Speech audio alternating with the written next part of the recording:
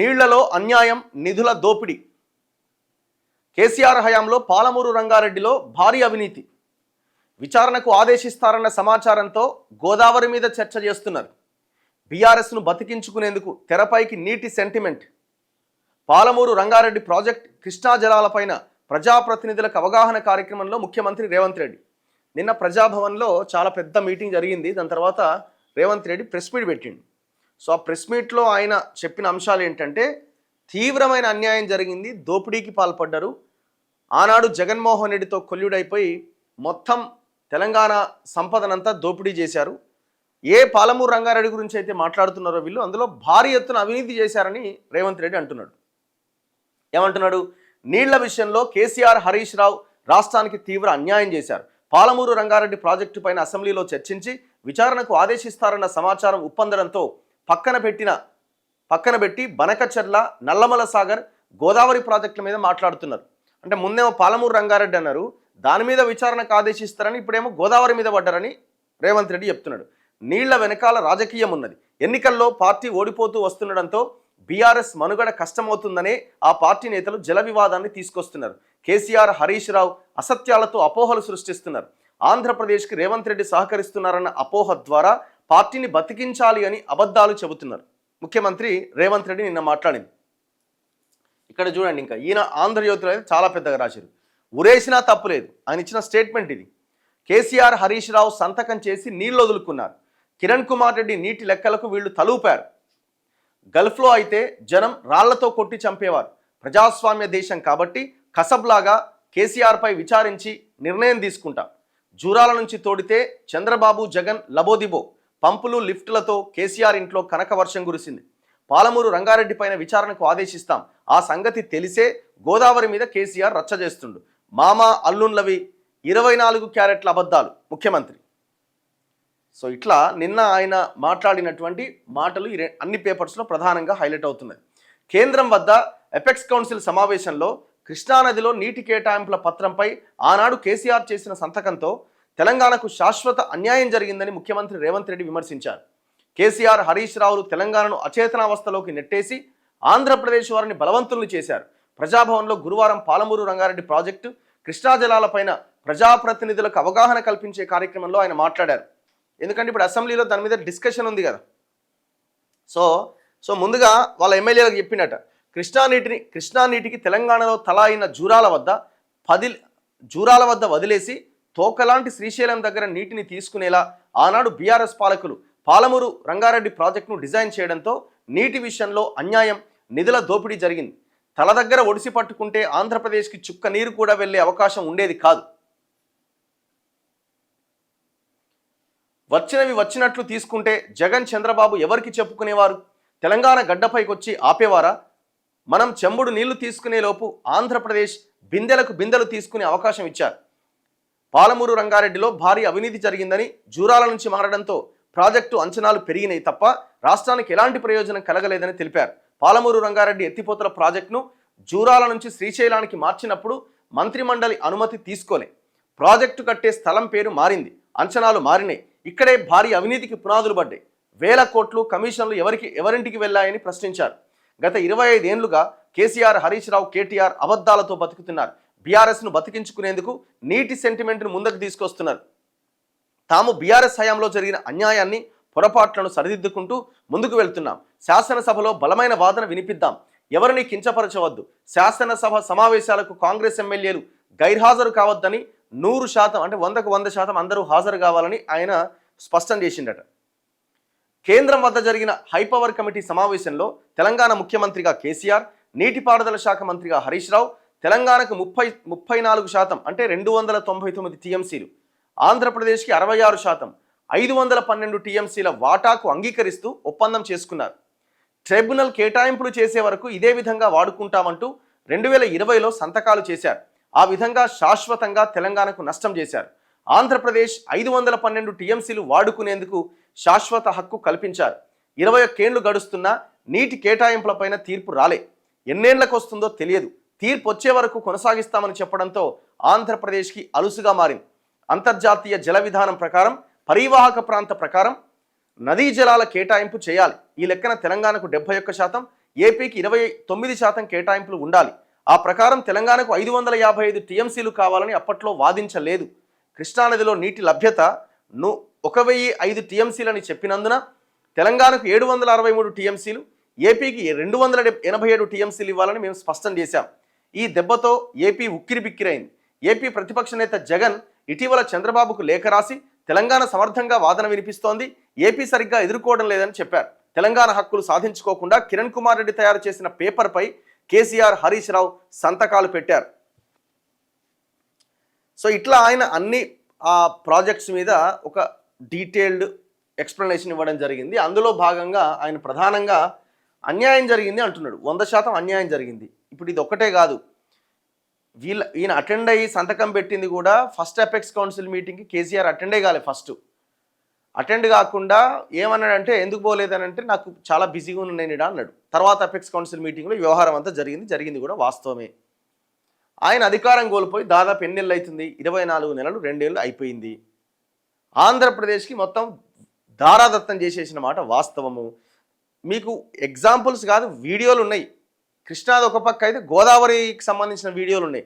శ్రీరామ్ సాగర్ దగ్గర లిఫ్ట్ పెట్టుకొని నీళ్ళని ఎత్తుకపోరే అని మహారాష్ట్రలో పార్టీ పెట్టినప్పుడు పార్టీని విస్తరించాలన్న క్రమంలో ఆయన మాట్లాడిన మాటలు ఇవన్నీ. ఇవి ఆయన ఏం తప్పు చేయలేదు అని ఆయన తప్పించుకోవడానికి లేదు. ఆయన అన్నా కూడా జనం ఎవరు నమ్మడానికి రెడీగా లేరు. కానీ మీరేం చేస్తున్నారు అంటున్నాం. 24 months అయింది కదా, మీరు తీసుకునే యాక్షన్ ఏంది? ఇప్పుడు రేపు అసెంబ్లీ ఉంది, ఇవాళ అసెంబ్లీ ఉంది కాబట్టి ఇవాళ అంశం మీద డిస్కషన్ చేయాలి కాబట్టి వాళ్ళని ఎండగట్టే ప్రయత్నం చేస్తున్నారు. ఈ రోజుతో అయిపోతుంది. ఇవాళ అసెంబ్లీలో మాట్లాడతారు, మొత్తం అంటారు జనాలు. ఇలా పేపర్లు పెద్ద తాటికాయంత అక్షరాలతో మీ వార్త రాసినాయి. రేపు ఇవాళ అసెంబ్లీ అవుతుంది, మళ్ళీ రేపు రాస్తాయి, ఎల్లుండి రాస్తే, వారం రోజులు రాస్తాయి. దాని తర్వాత మీరు కలిసిపోయి ఉన్నారు కాబట్టి సైలెంట్ అయిపోతారు. ఇదంతా కూడా పెద్ద డ్రామా. నేనేమంటున్నాడు ఒకసారి ఇది స్టేట్మెంట్ వినండి.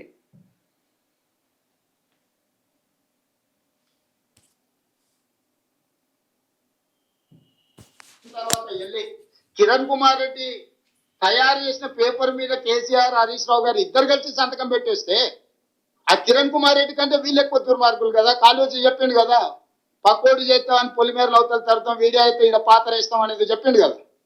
సో అది సరిగ్గా వీళ్ళిద్దరు వర్తిస్తుంది. ఆ రోజు ఇరిగేషన్ మినిస్టర్ హరీష్ రావు గారు, చీఫ్ మినిస్టర్ కేసీఆర్ గారు, వీళ్ళిద్దరిని ఊరేసిన, నేను అథారిటీగా చెప్తున్నా, వాళ్ళిద్దరిని ఈ జలాల విషయంలో చేసిన అన్యాయానికి హరీష్ రావు గారిని, కేసీఆర్ గారిని ఊరే తీసినా తప్పు లేదు. ఇదే మిడిల్ ఈస్ట్ కంట్రీస్ అయితే చౌరస్తాలనే ప్రజల చేత రాళ్లతో కొట్టించి చంపించుండే వాళ్ళు. మనది ప్రజాస్వామిక దేశం కాబట్టి ప్రజాస్వామ్య బద్ధంగానే ఎవరినైనా శిక్షించాలి కాబట్టి కసబును కూడా మనము చాలా రోజులు జైల్లో పెట్టి బిర్యానీ పెట్టి విచారణ చేసి ఉరి తీయాల్సి వచ్చింది.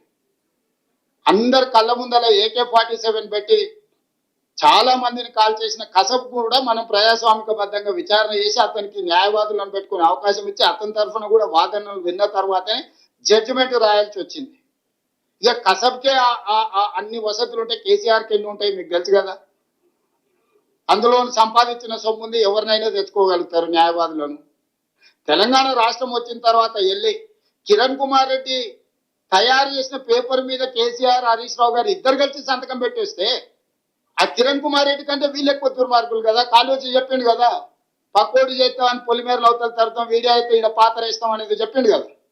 సో అది సరిగ్గా వీళ్ళిద్దరు వర్తిస్తుంది. ఆ రోజు ఇరిగేషన్ మినిస్టర్ హరీష్ రావు గారు, చీఫ్ మినిస్టర్ కేసీఆర్ గారు, వీళ్ళిద్దరిని ఊరేసిన, నేను అథారిటీగా చెప్తున్నా, వాళ్ళిద్దరిని ఈ జలాల విషయంలో చేసిన అన్యాయానికి హరీష్ రావు గారిని, కేసీఆర్ గారిని ఊరే తీసినా తప్పు లేదు. ఇదే మిడిల్ ఈస్ట్ కంట్రీస్ అయితే చౌరస్తాలనే ప్రజల చేత రాళ్లతో కొట్టించి చంపించుండే వాళ్ళు. మనది ప్రజాస్వామిక దేశం కాబట్టి ప్రజాస్వామ్య బద్ధంగానే ఎవరినైనా శిక్షించాలి కాబట్టి కసబును కూడా మనము. సో ఇది ఆయన నేను ఇచ్చినటువంటి స్టేట్మెంట్. మేము ఊరి కోరుకోవట్లేదు, ఆయన ఇంకేదో చేయాలని మేము కోరుకోవట్లేదు, ఇంకేదో చేయాలని కోరుకోవట్లేదు. మీరేమన్నారు ఎలక్షన్లకి ముందు? ఇప్పుడు మీరు చెప్పినవన్నీ వాస్తవాలే, తప్పు జరగలేదని అనడానికి కేసీఆర్ అన్న, హరీష్ రావు మాట్లాడినా అంతకంటే బోగస్ ఇంకొకటి లేదు. 100కు 100% తప్పులు జరిగినాయి కాబట్టి వాళ్ళకి అధికారాన్ని దూరం చేశారు. ఇప్పుడు మీరు అంటున్న మాటనే భారతీయ జనతా పార్టీ వాళ్ళు కూడా చెప్తున్నారు. ఆయన వెదిరే శ్రీరామ్ గారు కూడా ఎండార్స్ చేస్తున్నారు, అవును నిజమే, వాళ్ళు ఒప్పుకున్న మాట వాస్తవమే అని. అండ్ ఇది ఒకటే కాదు, చాలా అంశాలు ఉన్నాయి, మొన్న కూడా మనం చెప్పినాం. హైట్ ఏదైతే, ఒక్కసారి మీరు ఇది గనక గమనిస్తే,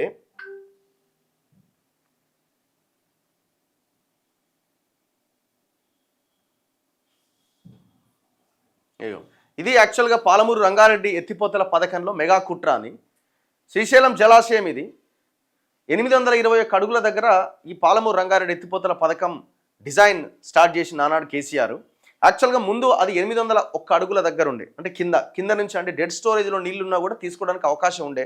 సరే, జూరాల దగ్గర కట్టాల్సి ఉండే, ఇదంతా రేవంత్ రెడ్డి చెప్తున్నాడు తలను వదిలేసి తోక దగ్గరికి వచ్చిరని. అదంతా పక్కన పెడదాం. శ్రీశైలం దగ్గరికి వచ్చినప్పుడు డిజైన్ కూడా 801 అడుగుల నుంచి 821 అడుగులకు డిజైన్ మార్చడం జరిగింది. ఎవరి కోసం అంటే ఆంధ్రప్రదేశ్ కోసం, జగన్మోహన్ రెడ్డి కోసం, మెగా కృష్ణారెడ్డి కోసం. సంగమేశ్వరం అని రాయలసీమ ఎత్తిపోతల పథకం కడుతున్నాడు, అది 804 అడుగుల దగ్గర ఉన్నది.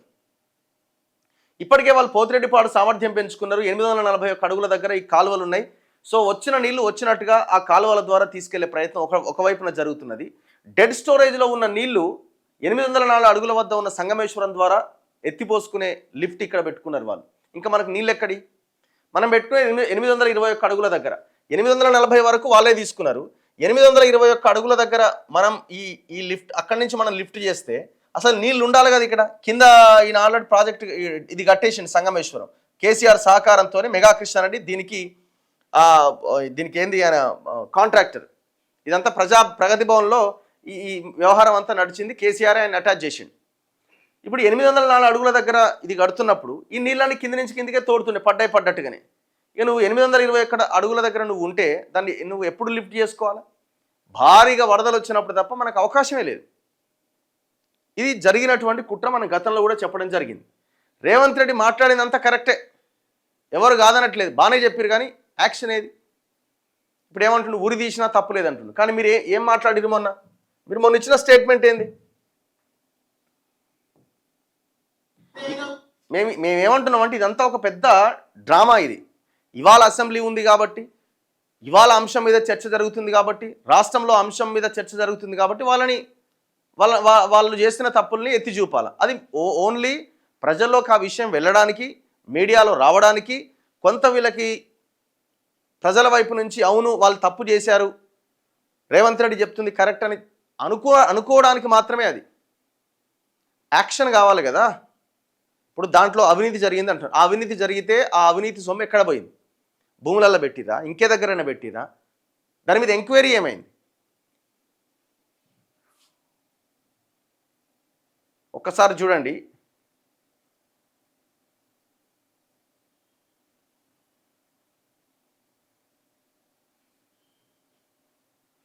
ఇగో 2 నాలుకలు వస్తుంది. ఇంకొక ప్రధానమైన అంశం ఏంటంటే, ఇప్పుడు కాళేశ్వరం మీద ఎంక్వైరీ అన్నారు. అంటే మీ మీద మాకు నమ్మకం లేదు అని చెప్పడానికి రీజన్ ఏంటంటే, కారణాలు ఏంటంటే, కాళేశ్వరం ప్రాజెక్టు మీద జస్టిస్ పిసి ఘోష్ కమిషన్ వేసారు. ఎన్ని బ్యారేజ్ల మీద వేసారు సార్ మీరు? జస్ట్ ఓన్లీ 3 బ్యారేజ్ల మీద విచారణకు ఆదేశించారు. మల్లన్న సాగర్ ఏమైంది? మేడిగడ్డ కుంగడానికి సంవత్సరం ముందు మునిగిపోయిన బాహుబలి మోటార్లు లక్ష్మీ పంప్ హౌస్ సంగతి ఏమైంది? కూలిపోయినటువంటి టన్నెల్స్, వీటికి సంబంధించిన ఆ విషయం ఏమైంది? రంగనాయక సాగర్ ఏమైంది? కొండపోచమ్మ సాగర్ ఏమైంది? కాగ్ రిపోర్ట్ ఇచ్చింది 280 పేజీల రిపోర్ట్, అందులో అతి భయంకరమైన వాస్తవాలు ఉన్నాయి. ఇప్పుడు మీరు సిబిఐ ఎంక్వైరీకి ఆదేశించారు. సిబిఐ ఎంక్వైరీ దేని మీద వేసారు? National Dam Safety Authority report మీద. National Dam Safety Authority report దేని మీద? కేవలం 3 బ్యారేజ్ల మీద. మరి కాగ్ ఆల్రెడీ ఒక రిపోర్ట్ ఇచ్చింది కదా, దాని మీద ఎంక్వైరీకి ఆదేశించుంటే మొత్తం ప్రాజెక్టు మీద ఎంక్వైరీ జరిగేది కదా. ఇక్కడ మీరు ఆ కేసు విచారణ జరిగే దాంట్లోనే మీకు చిత్తశుద్ధి లేనప్పుడు మీరు ఏమి యాక్షన్ తీసుకుంటారు? మీరు మాట్లాడుతున్న ఉరేయాలి, కొట్టి చంపాలి, రాళ్లతో కొట్టాలి, సౌదీ, దుబాయ్, ఇంకోటి దేశం మీరు ప్రస్తావిస్తున్నారు కదా. మీరు మాట్లాడేదానికి అర్థమేముంది అందులో? మీరు మీడియా ముందు మాట్లాడుతున్నారు. మీరు కేవలం ఒకవైపున రక్షిస్తూ ఇంకొక వైపున ఏదో మేము బలంగా కొట్లాడుతున్నాం, చిత్తశుద్ధితో పనిచేస్తున్నామని చెప్పుకోవడానికి ఈ వ్యవహారం చేస్తున్నారు అంతే తప్ప ఇందులో మీరు వాళ్ళని ఏదో చేస్తారనో ఇంకో రికవరీ చేస్తారనో మాకు నమ్మకం లేదు. ఇది ఈ రోజు వరకు, ఇంకొక వారం రోజుల వరకు అసెంబ్లీ అయిపోయేదాకా. ఆ తర్వాత మళ్ళీ సైలెంట్. ఇది వినండి ఒకసారి. ఆనాడు రేవంత్ రెడ్డి ఏం మాట్లాడిండు? కేసీఆర్ కూడా డబుల్ బెడ్రూమ్ మీద కట్టిస్తా. మీడియా మిత్రులారు ప్రత్యేకంగా రాసుకోరి. కేసీఆర్ కూడా కాంగ్రెస్ పార్టీ ఇందిరమ్మ రాజ్యంలో డబుల్ బెడ్రూమ్ ఇల్లు కట్టిస్తాం. యాడ కట్టిస్తాం? చెర్లపల్లి జైల్లో కట్టి. ఎందుకంటే 1,00,000 కోట్లు పందికొక్కు లెక్క మెక్కిండు, 10,000 ఎకరాల భూములను ఆక్రమించుకున్నాడు. అందుకే ఈ అవినీతి తిమింగలాన్ని చెర్లపల్లి జైలుకు పంపిస్తే మరి బిడ్డ కొడుకు కోడలు వచ్చిరి, బిడ్డ అల్లుడు కూడా ఆడికే వచ్చారు చెర్లపల్లికి. మళ్ళీ ఆడుంటారు వాళ్ళు. అందుకే చంద్రశేఖరరావుకు గ్యారంటీగా ఈ తెలంగాణ మా కార్యకర్తల సాక్షిగా మాటిస్తున్న చెర్లపల్లి జైల్లో కేసీఆర్ కు డబుల్ బెడ్రూమ్ ఇల్లు కట్టించుడు ఖాయం. ఆ 1,00,000 కోట్ల సంగతి ఏది? ఆ 1,00,000 కోట్లు ఏమా? డబుల్ బెడ్రూమ్ ఏమే? మేము డబుల్ బెడ్రూమ్ చర్లపల్లి జైలు గురించి కూడా ఆలోచిస్తలేం. 1,00,000 కోట్లకు సంబంధించిన ఆ పైసలు ఏడున్నాయి? అన్ని వేల ఎకరాల భూములు ఏమైపోయినాయి? ఇప్పుడు ఏమంటున్నారు? మొన్న రీసెంట్గా మాట్లాడుతున్నారు కదా మీరు, అంటే మీ మాటల్ని మీరన్నా ఫోన్ తీస్తాడు, కాళ్ళు తలకాయలు మాత్రం ఉచితంగా సాయంత్రం పోతే దావకేసిన అంటూ 10 ఏళ్ళు ముఖ్యమంత్రిని చేసి మాట్లాడే మాటలు మాకు రావనుకుంటున్నావా? కానీ ఆడ ఉన్న మల్లన్న సాగర్ లో దుంకి చచ్చిపోతావు. మల్లన్న సాగర్ కాకపోతే రంగనాయ సాగర్ లా మెడకు తాడేసుకొని ఊరేసుకొని చచ్చిపోతావు. చంద్రశేఖర్ రావు గారు, నన్ను గెలకకు. నేను అన్ని చూసిన. ఎక్కడి నుంచి వచ్చినా నేను నల్లమల్ల అడవులను బ్రోకర్ల దందా చేయలే.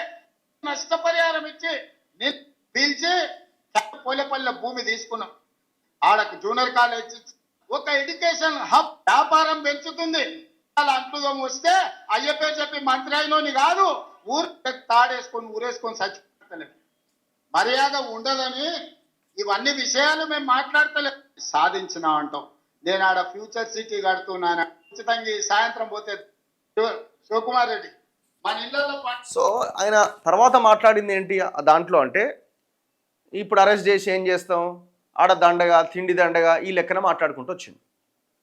అంటే మీ మాటలకి మీకే పొంతన లేదు. ఇదొకలాగుంది, ఇదొకలాగుంది, ఇప్పుడు మాట్లాడింది ఇంకొకలాగుంది. ఇవన్నీ కూడా కేవలం పేపర్లలో బ్యానర్ ఐటమ్స్ కింద రావడానికి పనికొస్తాయి, ప్రజల్లో చర్చకు దారి తీస్తే తప్ప మీరు యాక్షన్ తీసుకునే పొజిషన్లో మీరు లేరు. సింపుల్. పబ్లిక్ ఏమనుకుంటున్నారు?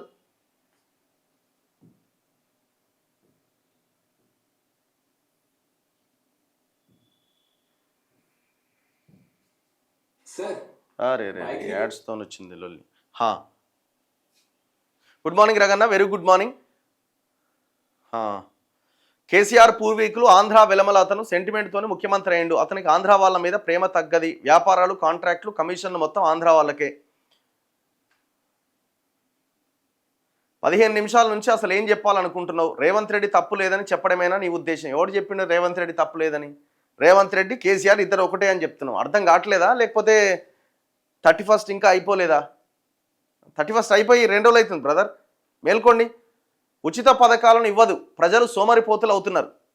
రఘు అన్న, రేవంత్ రెడ్డి ఎవరిని వదిలిపెట్టాడో అన్ని వాస్తవాలు తెలుసుకోవాలి కదా. ఎన్ని రోజులు పడుతుంది? 24 months అయిపోయింది, అంటే 2 సంవత్సరాలు అయిపోయింది. నగరిల రోజా ఇంట్లా చేపల పులుసు తిని రాయలసీమను రతనాల సీమ చేస్తానని చెప్పిండు. 3000 TMCల నీళ్లు సముద్రంలోకి పోతున్నది అని చెప్పిండు కేసీఆర్. సార్, గురుకుల టీచర్స్ ప్రాబ్లమ్స్ గురించి మాట్లాడండి ప్లీజ్. ఓకే అన్న, జాబ్ క్యాలెండర్ గురించి ఎందుకు దయాకర్ని అడగలేవు? దయాకర్ ఏం చేస్తాడండి జాబ్ క్యాలెండర్ గురించి? దయాకర్ ఏం చేస్తాడు?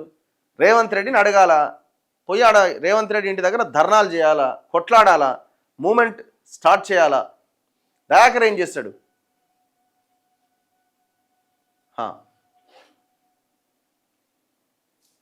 నెక్స్ట్, గురుకుల కాలేజీలో ఒక స్టూడెంట్ సూసైడ్ చేసుకున్నట్టు. ఎక్కడది? Only theory, no practicals. CM Revanth గారు, నో మాటలు, వీ నీడ్ యాక్షన్.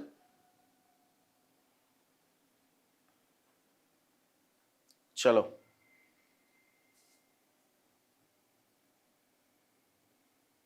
సంక్రాంతికి ఎందుకు టోల్ ఎత్తడం, దసరాకి ఎందుకు ఎత్తలే అని అడుగన్నా. నిన్న మొన్న అదే మాట్లాడినాం కదా మనం, అన్న పోలీస్ నోటిఫికేషన్ గురించి మాట్లాడండి. ఏమో మరి వచ్చిందా? నోటిఫికేషన్లు ఇచ్చిండా? ఇంతవరకు అయితే ఏం లేదు. మొన్న డీజీపీ శివధర్ రెడ్డి గారు అన్నట్టున్నారు, రాబోతున్న ఈ నోటిఫికేషన్స్ 14,000 పోలీస్ కానిస్టేబుల్స్ అని. మరి ఇంతవరకు అయితే లేదు. ఫిబ్రవరి అట. Okay, good morning from Australia we're watching with group అట. Oh thank you very much brother Srinivas Chintala garu, ధన్యవాదాలు. ఉచిత కరెంట్ ఇచ్చి బోర్ల ద్వారా వాన నీటి ద్వారా చెరువులను నింపుకొని మిగిలి ఉన్న ప్రాజెక్టులను పూర్తి చేసుకొని ఉంటే తెలంగాణ బాగుపడేది. 1,50,000 కోట్లు పెట్టిండు కాళేశ్వరం అని చెప్పి అది కూలింది. రావు గారు రెడ్డి గారు ఇద్దరు ఒకటే, ఇద్దరి మధ్య చీకటి ఒప్పందం ఉన్నది కనిపిస్తున్నది. ఇది ప్రజలు తేల్చుకుంటారు. ఏ ఒప్పందాలున్నా జనానికి అర్థం కాకుండా ఉంటుందా? రైతు బంధు ఏమైంది, పడుతుందా పడదా? 100% పడుతుంది బ్రదర్. కాకపోతే ఇప్పుడు ఎలక్షన్లు రావాలి కదా. ఇప్పుడు ఆనాడు కేసీఆర్ కానీ ఈనాడు రేవంత్ రెడ్డి కానీ ఎలక్షన్లు రాగానే ఎలక్షన్లకు ముందు పడతాయి, మళ్ళీ జనం మర్చిపోతారు కదా, వాళ్ళ ప్రాబ్లం అది. ఆంధ్ర వాళ్ళకు టోల్ ఫ్రీ లేదట, అది మాట్లాడకు, బిల్లులు రావడం లేదు ఏందో. నెక్స్ట్ అన్న పెన్షన్స్ గురించి మాట్లాడండి అన్న, 2 సంవత్సరాలు అవుతున్నది ఇంకా ఇవ్వలేదు, ఇస్తా అన్నవి ఇవ్వలే. 2,000 4,000 చేస్తా పెన్షన్ అన్నాడు, మరి ఇంతవరకు అయితే లేదు. చేస్తాడేమో మేబీ, చూడాలి. కానీ చేయక తప్పదు. ఎలక్షన్స్కి 1 year బిఫోర్ అయినా కనీసం చేయాల్సింది, లేకపోతే ఎలక్షన్లో అది పొలిటికల్ అంశం అవుతుంది మళ్ళీ. అనసూయ గారిని సోషల్ మీడియా బహిష్కరణకు గురైనట్టుంది, ఆమెకు పంపిన మెసేజెస్ అట. ఏమో మనకు లొల్లి అవసరం లేదు, అది చెత్త లొల్లి అది. అన్న కాంగ్రెస్ మళ్ళీ గెలవాలంటే ఇంకో 100 సంవత్సరాలు పడుతుందట. కేసీఆర్ ఆదేశాలతో ఫోన్ ట్యాపింగ్ చేసిండ్రు, ఆ కేసు కూడా న్యాయమూర్తులు చక్కగా వినట్లేదట. రేవంత్ రెడ్డి గారు ఏం చేస్తారో చేసేదాకా ఓపిక పట్టాలి, కొంచెం టైం ఇవ్వాలి. అదే పనిగా జర్నలిస్టులు అంటే ప్రభుత్వం భయపడిపోతుందట. వామ్మో, ఎక్కడ భయం వాళ్ళకి, అసలు వాళ్ళకి ఏమైనా కనీసం ఉందా? గురునానక్ యూనివర్సిటీ కాలేజీలో ఒక స్టూడెంట్ సూసైడ్ చేసుకున్నాడట, ఏమైందో మరి. అన్న స్కాలర్షిప్స్ గురించి మాట్లాడండి, చదువుకునే అబ్బాయిలకు బస్సు ఫ్రీగా పెట్టండి.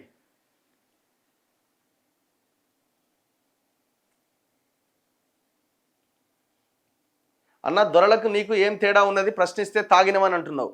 నువ్వు తాగినవని అంటలేను బ్రదర్, నేను అంటున్నది ఏంటంటే మీరు చూడండి అని అంటున్నా. మీరు మళ్ళా రేవంత్ రెడ్డి అంటే ఎట్లా? మాట్లాడుతున్నదే దాని గురించి కదా, మాట్లాడుతున్నదే ఆయన గురించి, ఏం చేస్తున్నావయ్యా అని.